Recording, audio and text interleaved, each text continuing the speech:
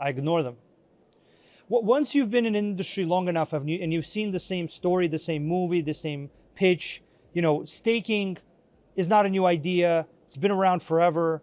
A whole bunch of, app chains are not a new idea. Before they were called side chains, before they were called something else.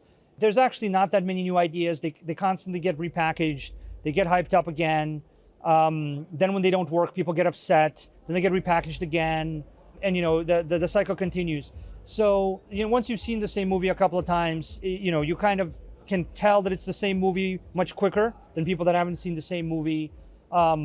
Anything very emotionally driven, I tend to avoid, except a few things that have real good solid logic behind how they'll change the world.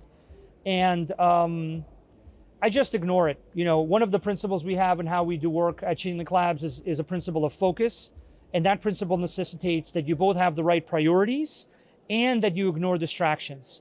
And so I've always been a big fan of that principle because even if you have the right priorities, if you get distracted by noise, you will give your time to that. And giving your time to the noise is not serving your goals. So you really have to resist all the distractions that would seek to take your time. The other thing that I think will be useful for blockchain people to think about, it's a paranoid view, but it's true, is everyone wants to get your attention to monetize it through advertising, through any number of other ideas, to get them to support your worldview, to get them to support their political thing or whatever.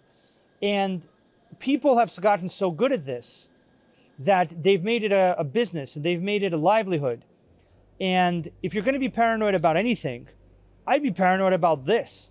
I'd be paranoid about all the people that are trying to take your attention and manipulate it in their favor. And so this is a way that actually I think my paranoia kind of works well to create focus for me as well, because someone comes to me and they say, you really got to care about this. And I'm like, all right, I understand why you want me to care about this, but I have no clue why I should care about this, other than that you're very vocal and loud and seem to be very adamant that I care. But that is not a reason. Being vocal, loud, and adamant is not a reason for me to care about things, because those things may not be aligned with my interests.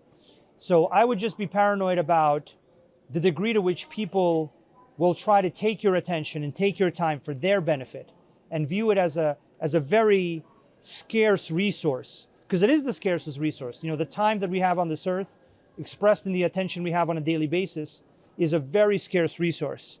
And we should use it very wisely to align to our goals, not to other people's goals.